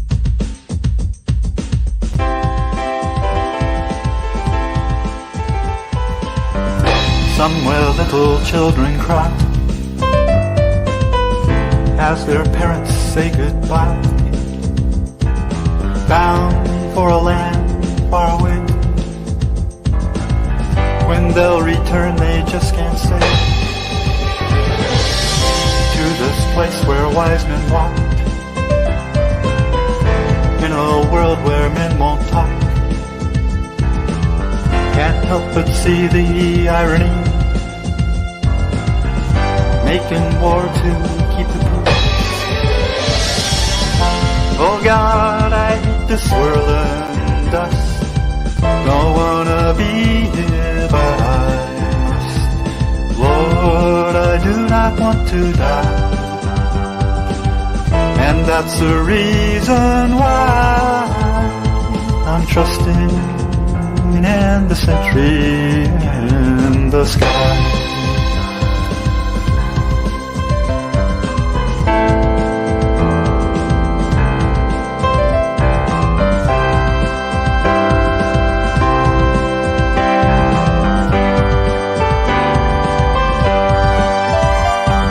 Gone 'cause events have gone awry.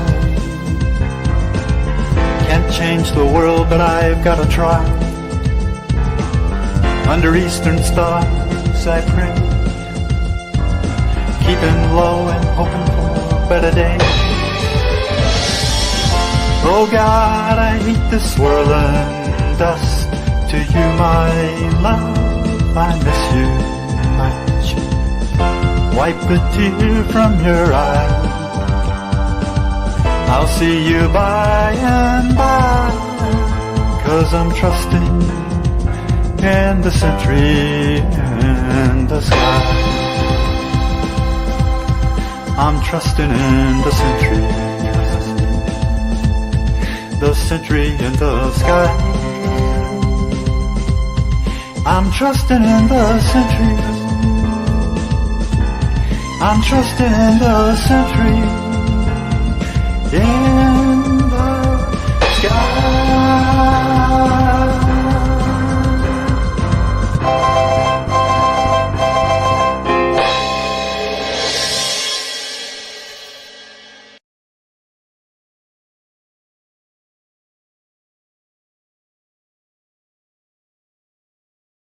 Penalty on YOU.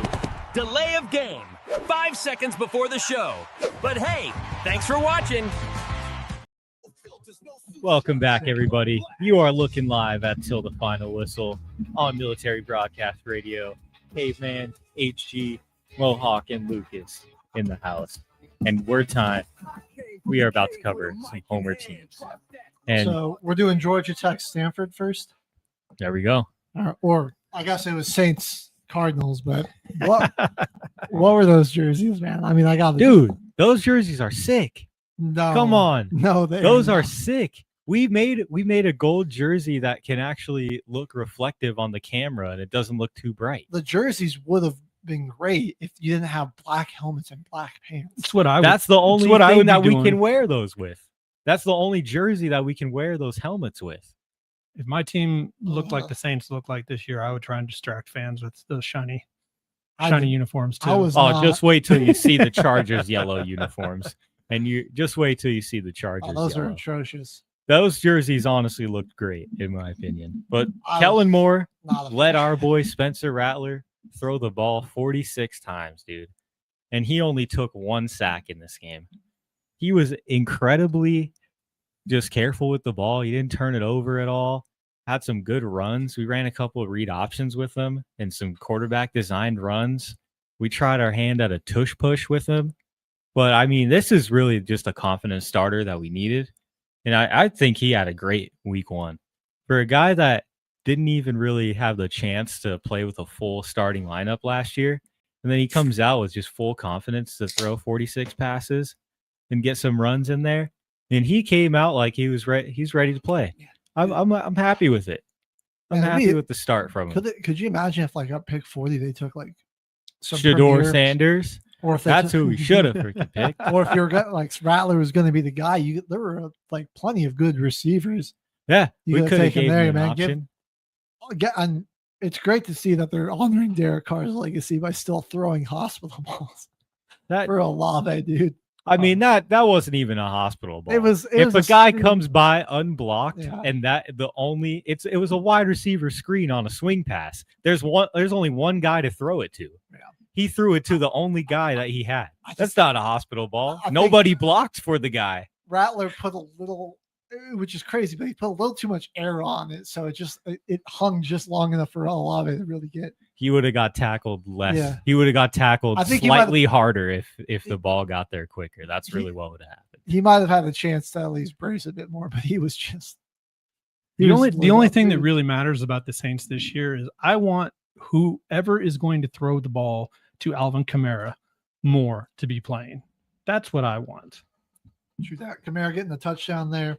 He only had 2 receptions. We didn't really get him going in any type of screen game.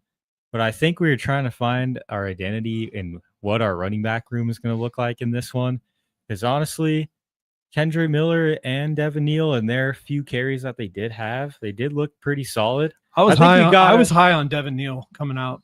I think Kendre Miller kind of is winning that third down back spot. He's got a little bit more power and just more weight to him than Neal. But I think in some time, Devin Neal could be our guy. They kind of gave up on the run in this game too. I'm like, we were just down and trying to pass out of it. It wasn't the option though. Honestly, we should have stuck. I think more than 22 runs would be helpful if we could keep Rattler around like 30 to 32 attempts a game, and you run the ball, like 28 to 34 times a game. Like Get Kamara plenty of carries, and I like get Devin Neal in there, man. I like Devin Neal. I think he's going to be sick. The only thing I don't like about this too is that there is 6 guys on the receiving stat sheet here in the box score. That is just a weird no. You usually don't see that at all. Like there's some guys on your team that at least get 1 catch in the game. Like Greg Dortch got 1 catch for -2 yards, but we really only have there's really only 6 people to throw the ball to on this team, dude. Foster Moreau's injured, so he can't really come in. I mean, Kamara's like our main back, and we're going to use in any type of swing pass outside the backfield. I mean, we got to start. I think we all know what's going on here. It doesn't matter what's happening. The Saints they've been given very specific instructions. You will have at least 1 less point than whoever you're playing every game this year because we need Arch Manning. That's what's happening. I don't even know if Arch is going to be the. We'll see what happens because we've only played 1 game in college football, so. And he only had a few starts last year, so I can't really call him the savior for any team. I guess he was good against San Jose State, but Ohio State was giving him fits. That was Matt Patricia, Super Bowl winning D coordinator that they got there. Yeah, I can't really say he's the savior for us yet, but definitely probably a year where we're gonna be at the end of it. I just wanted to see us play good, and I think that we honestly did. We got 5 sacks in this game on little Kyler Murray. This is like pretty much the fastest quarterback in the NFC, hardest to contain, and we got 5 sacks without Chase Young. I'm happy with that for our defensive line. I'm happy with that. Yeah, and for the Cardinals, just sneaking out of here with the win. Nothing on this team. It came down to the wire. Really impressed me. I don't like Murray. Very pedestrian numbers. Trey Benson, I think, is like I said, is going to take over the RB1 position on this team. He was just, only on 8 touches, put up 69 yards, averaging 8.6 yards a carry. I think that was their issue. They couldn't figure out who was going to get the carries. They didn't know if they wanted to lean on Benson, because after those 8 carries was pretty much in the first half, and then it was Connor in for the rest of the game, really. He did not do a whole lot. He wasn't like visibly upset, but there was times that he was like actually just calling for the ball too, James Conner. Right. I mean, I have him in one of my fantasy leagues, so I'm really hoping they can get this figured out. But it was not a great showing from this Cardinals offense, which does not fill me with a lot of hope. We just got killed on the big play. Look at these longs. Trey Benson was at a 52-yard run. Marvin Harrison had a 45-yard pass that led to a touchdown for the Cardinals. Trey McBride had a 25-yarder on, I'm pretty sure it was like 2nd and 18, and they picked up a first down and got to midfield and then kicked a field goal. But they were just killing us on the big plays after we got them behind the sticks. So overall, not really that great of a game from the Cardinals. No, they're going to probably finish last place in the They're absolutely the last place team in the NFC West. This is such a very mid roster, very average.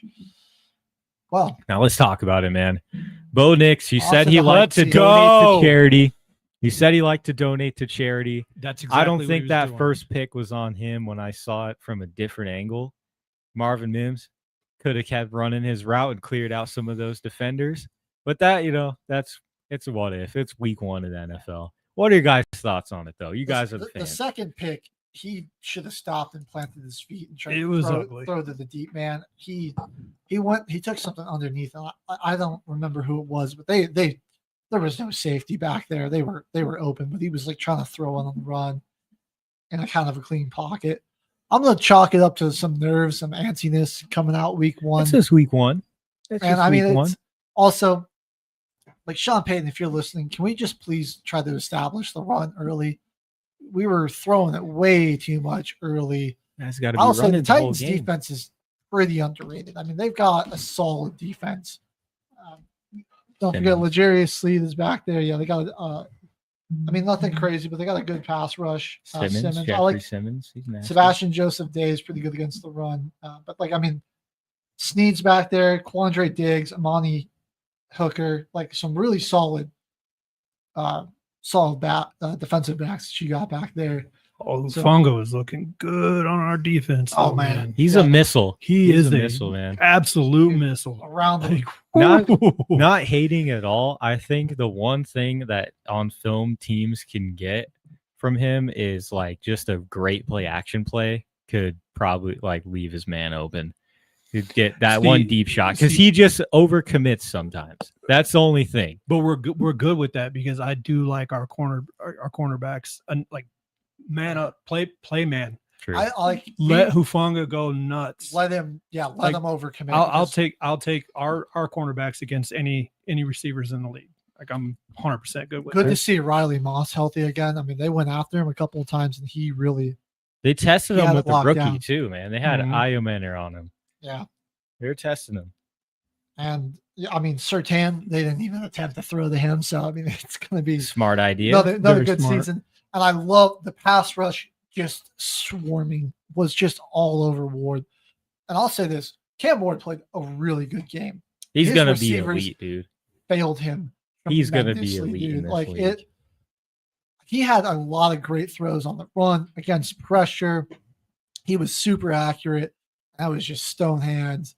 I mean, we kind of got bailed out with that drop pass that Ridley had there on third down. I mean, he was wide open. He just missed it. And they had that penalty that let us keep the ball a little bit longer. We probably should have had it.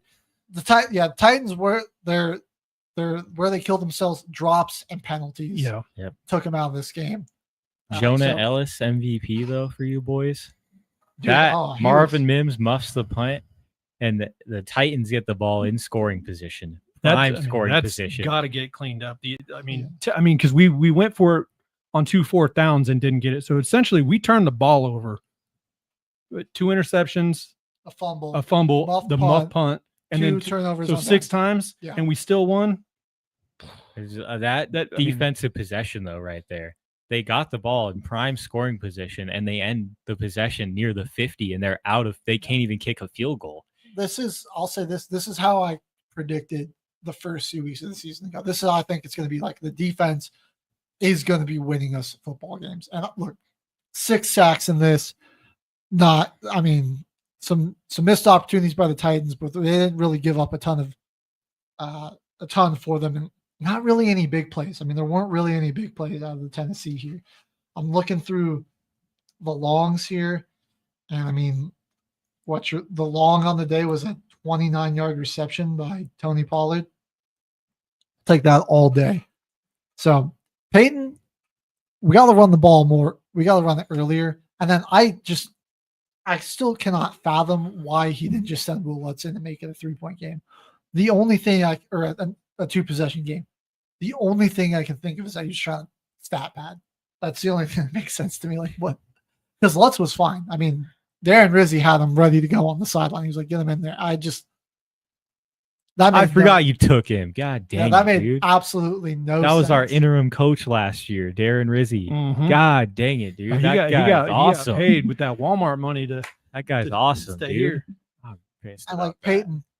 Dobbins looks solid, but dude, RJ Harvey needs to touch the ball more. I mean, on 6 carries, he had 70 yards. Yeah, but one run was 50. So I'm like, they weren't handing it to him a bunch. I mean, he looked good. I'm high on him. I'm also excited, Sean Payton, if you're listening, that signing to our practice squad of Deuce Vaughn.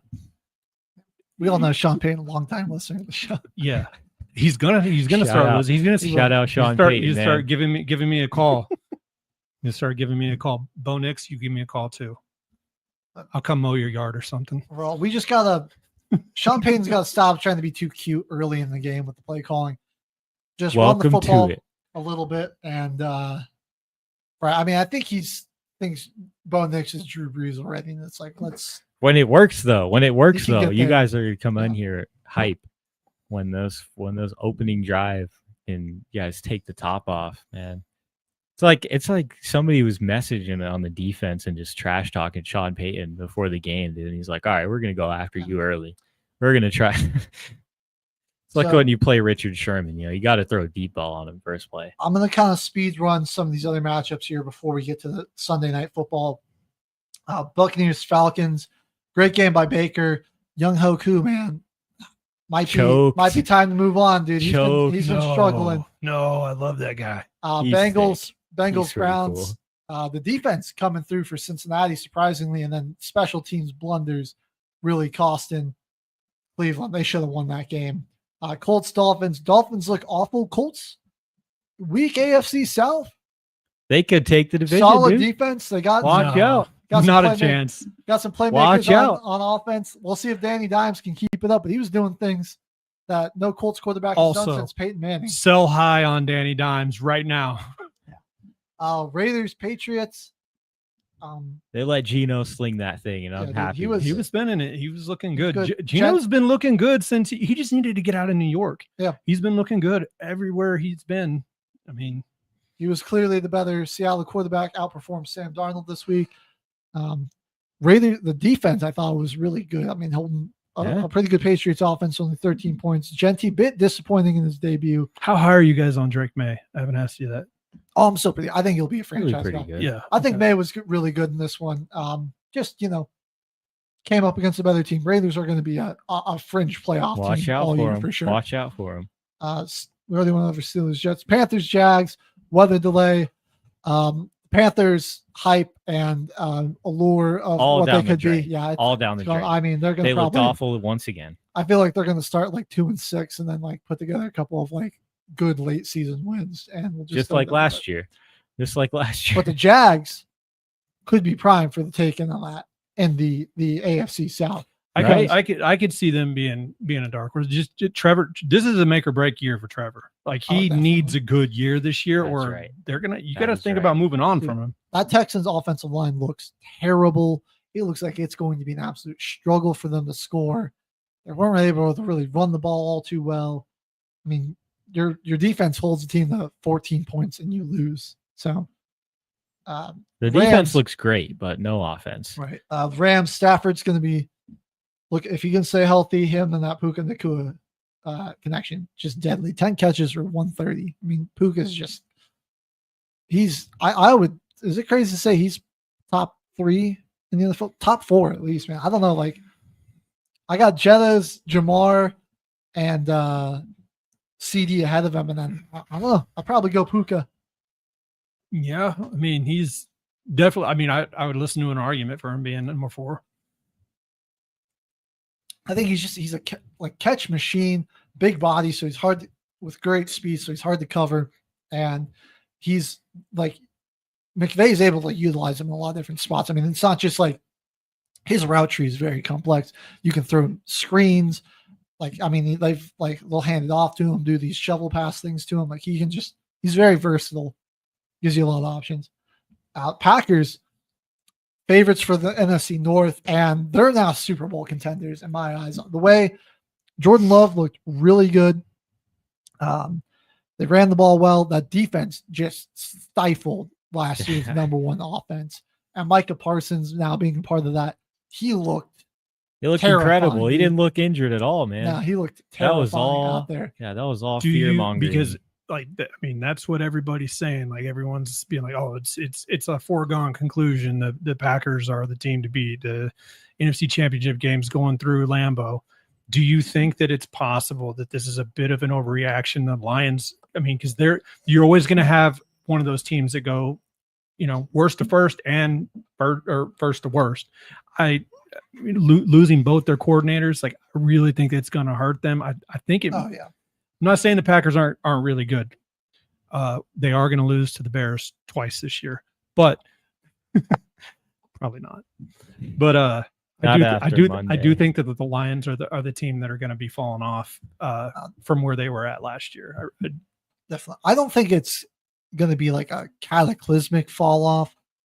I think they'll still be good and competitive, and I think this is just a real statement win now out of Green Bay. And then Monday night, we touched on that a little bit. JJ McCarthy showed a lot of champion spirit there. And then Caleb Williams, like mountains and valleys of highs and lows for that. Well, on that note, like I was thinking about it, like Ben Johnson I don't expect a lot of people to understand this, but I do expect Ben Johnson to understand this because it's your job to understand this. When they needed to conserve that 2 minute warning at the very end, and his plan was just to have his kicker kick it out of the end zone. And I mean, your kicker just has a weak leg, and couldn't. And then they ran it out, and the game was going to be over. I mean, I almost with think with the new because a touchback with the new rules is a 35-yard line. Yeah. If you just would have told your kicker, who you weren't sure could get it to the end zone, and he didn't, to just go kick it out of bounds, you give up 5 yards and you conserve that time. And then I don't understand why you wouldn't do that. That's true. That is definitely a big mistake right there. I think maybe Santos thought he could do it and he just wasn't able to deliver. That's tough because I mean you don't necessarily want but to you kick take it out. You take the sure thing in that situation. Like it's 5 yards. And you conserve that 2 minute timeout, which you desperately needed. Yeah. I mean, I put some of that on Johnson. So that's fair. That is definitely fair. All right, we're gonna just talk about this Sunday night game because this was how many touchdowns of the game Bills of the year in 3 minutes already. Dude. That's going to be tough to top. That's going to be really tough to top. Amy was a scoregami, I think. Buffalo looked down and out so many times. I mean, how Henry? I just wish Derrick Henry would have carried his weight, and actually looked decent. He only had 169 yards rushing. Come on, guy, you're better than this. It's crazy to say that a running back that had 169 yards and 2 touchdowns might have cost the team the game. 9.5. But that fumble might have cost them the game. That was just bad too. Sure. I don't know. Lamar played pretty much perfect. I mean, 209, 2 touchdowns in the air, 70 more, and another touchdown on the ground. And Allen had more passing yards in the fourth quarter than 5 or 6 teams did all of Sunday. So good. Dude's insane. I mean, we were just watching 2 Titans. Just think we could have had Josh Allen, but no, we got Paxton Lynch, Bradley Chubb, Brock Osweiler. Come on. I don't know. That just bummed me out. Yeah. This was a huge early season win for Buffalo. I mean, this game is going to have major playoff implications. Absolutely. Down the line. I think that's why they were playing it so hard. Is because they know that this game's going to have playoff implications. Another classic, it was like that opener Chiefs-Ravens last year. Another classic Ravens choke job early in the season. It's like a tradition at this point. They always blow a surefire win early in the season. Let me ask you this about the Ravens. Do you think that if the Ravens go into the playoffs and have anything less than making it to the Super Bowl, that this might be the end of the Harbaugh Lamar Jackson marriage? As crazy as that sounds, I could see Harbaugh being on the hot seat. I mean, people are upset. Lamar's not going anywhere, so it possibly. I mean, crazy as that sounds, some big, a lot of blown leads. You got to change something, right? Possibly. And I mean, if they can't with this roster, I don't know. Jair Alexander also. He got cooked, man. He was getting cooked. He probably cost them the game by tackling Keon Coleman. He should have let him score so they had some time. Yeah. Bro, I mean, there's a minute and 30 something on the clock. Lamar's been basically unstoppable all night. I mean, I think you win that pretty much easily, dude. I was watching this highlight from him from that game after, and I thought it was just showing me a sack that the Bills had got, but he drops back 20 yards behind the line of scrimmage, rolls out to the right and scrambles for 15, 20 yards. 17 yards. Got and the then first down. Goes down. Yeah. Second and long. It was insane. What do you think it is about the Ravens? Because these late game just falling apart. This is becoming a problem. This is the norm for them. And they have the best roster. I mean, maybe Philly. But I mean, over the last 3-4 years, they've had the best roster in football.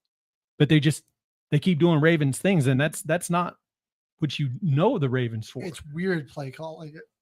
Their offense was almost unstoppable all night, and then those final 2 drives final 3 drives, it's 3 and out, fumble, 3 and out.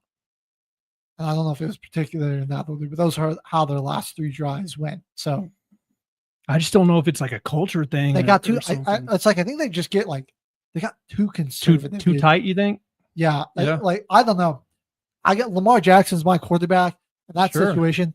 Ball is in his hands. Yeah, why I'm not letting him let make him? that decision. Yeah. Does he throw? Does he run it? I'm putting it. I'm like, Lamar, you get that first down by any means necessary. Make the defense stop you. That's what I'm doing in these situations. These are the kind of games we got to be thankful for, though, because this is cinema. This was yeah. awesome. This is why you love football right here.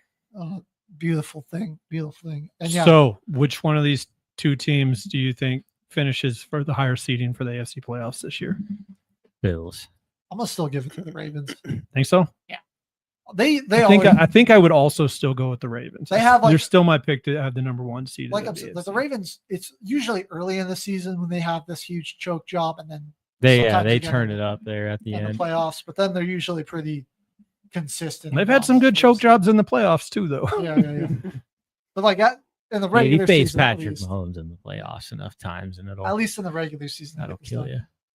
I mean, it's the same reason why I think that if the Bills go in and Josh just can't lose to Patrick Mahomes again, like he can't do it, and like every time, like it's not his fault, dude. Like, he plays for sure phenomenally, dude. Defense, but guys again, if he goes in and they lose to the Chiefs in the playoffs again, do you think McDermott's going to lose his job? It's definitely getting to that point where it's like what do you change? You gotta get over that clip. They eventually have to like. I really think that anything short of a Super Bowl for either one of these 2 coaches, and not winning, but you at least got to get there because that's breaking through. Neither one of these 2 guys have been to the Super Bowl yet, but if they at least get there, I think they're okay. But if they don't, I think you could see both of them on the hot seat. You know what? I might actually. And they're both good coaches. I may give it to the Bills because the Ravens got a bit of a tougher schedule. Buffalo's got a pretty easy schedule early on, and then it gets a little tougher down the stretch. But Ravens got a bit more difficult schedule throughout. Josh Allen, I swear, he just lights that fire under that Bills team. That just everybody on that team wants to win. Yeah, they believe, and they all play. Josh is, in my opinion, he's the second best quarterback in the league. I mean, we all know who number 1 is. Mr. Bo Nix. You're right. Amen. I was waiting for you to say Jake Hayner. We're gonna have to go through this somewhat quick because we've only got 9 minutes left. But let's get to our week 2 pick'ems. Starting on Thursday night, Commanders versus Packers. I'm going Green Bay here. It's in Lambeau Field. I'm loving what I'm seeing from that defense. I think Green Bay is they've got the offensive formula to win on a short week, which is run the ball control, get behind that defense. But should be a pretty entertaining Thursday night football game. I do think the Commanders look like they've got a bit more to work out than the Packers do, and so I think from them we'll see a bit more. It'll be a bit more sloppy and a little more tight on Green Bay's side, and I just imagine, Josh Jacobs going to be a steady diet of him. Yeah, I think I'm going. I know I'm going Green Bay with this one. Cleveland, Baltimore. Got to go Ravens here. Bounce back win. I mean, unless they start Shador. Then you got to go Cleveland, man. I think we're probably all in line with Baltimore there. Yeah. Jacksonville, Cincinnati. Ooh. Intriguing. I'm gonna go with the Bengals, but I think this is like I think I'm gonna go Jacksonville. I'm gonna go Jacksonville. Okay. I still don't like. I am too here. Fault me for thinking that something has not happened. Is like they have not played well the first 2, 3, 4 weeks of the season for the last 4 or 5 years now. So you know what? Actually, they're still not that good defensively. So I think ETN would probably eat up against them too. Give me Jacksonville. Actually, I'm switching because.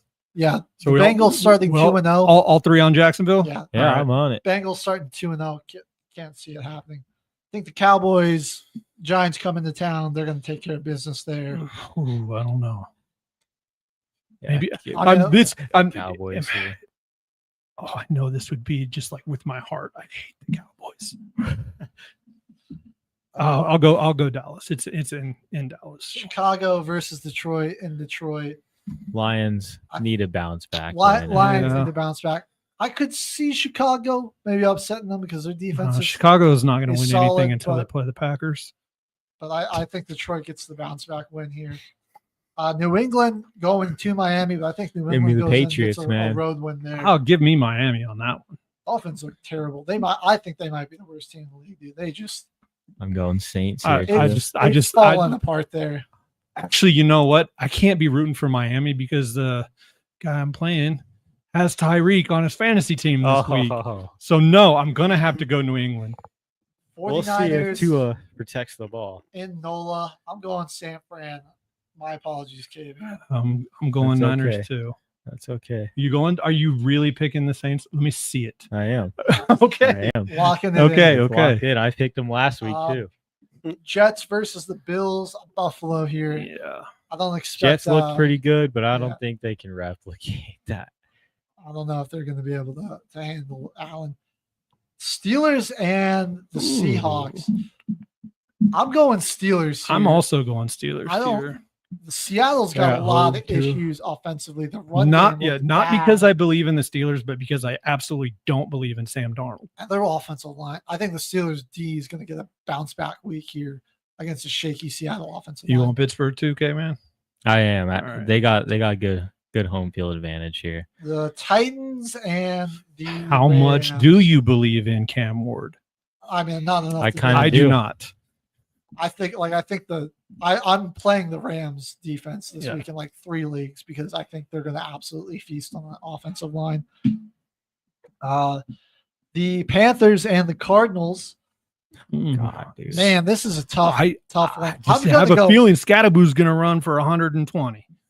That's No, wrong not team. really. He's but- on the Giants. Oh yeah, that's right.